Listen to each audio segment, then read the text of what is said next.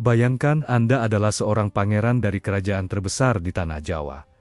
Namun di satu malam, Anda menyadari bahwa Anda tidak lagi memiliki tempat di tanah kelahiran sendiri. Anda harus memilih, bertahan sebagai bayangan orang lain, atau pergi menyeberangi lautan menuju ketidakpastian.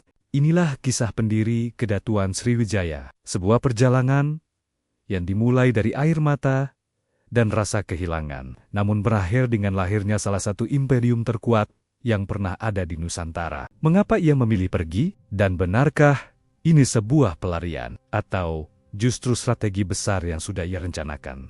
Tahun 669 menjadi saksi runtuhnya stabilitas Tarumanegara. Saat Prabu Linggawarman wafat, takhta jatuh ke tangan Tarusbawa, sang menantu pertama. Di sudut istana yang lain, Srijayanasa terdiam. Sebagai menantu, ia sadar takhtanya sudah tertutup. Di Jawa Dwipa, langkahnya sudah mati.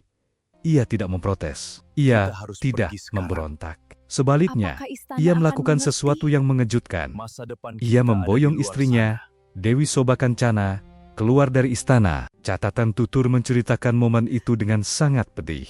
Sobakancana, sang putri raja, menangis hebat. Ia harus meninggalkan tanah kelahirannya, kenangan masa kecilnya, dan kenyamanan istana untuk sebuah perjalanan yang entah kemana.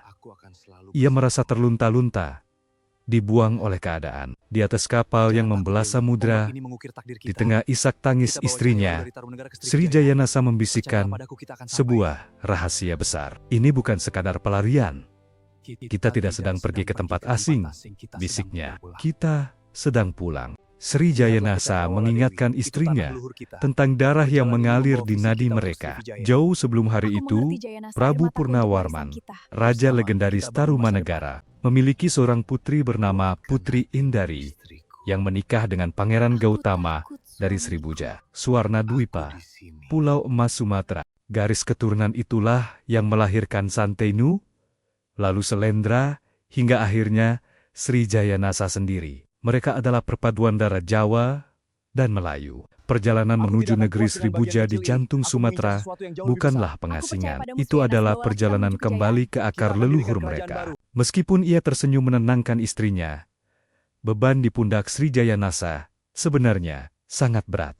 Ia telah kehilangan Kalingga, dan kini ia kehilangan Tarumanegara. Namun di tengah badai laut, sebuah janji terucap, jika takdir tidak memberinya bagian di kerajaan kerabatnya, maka ia akan menciptakan kerajaannya sendiri. Jika Tarusbawa mendirikan Sunda dan Wetikandayun mendirikan Galuh, maka Srijayanasa akan membangun sesuatu yang jauh lebih besar dari keduanya. Tanpa disadari, siapapun saat itu, langkah kaki sang pangeran yang terusir ini sedang membuka jalan bagi lahirnya Sriwijaya. Kekuatan yang kelak akan mendominasi perdagangan dunia dan menggetarkan peta politik Asia Tenggara selama berabad-abad. Saat itu, dunia mungkin melihatnya sebagai pangeran yang kalah.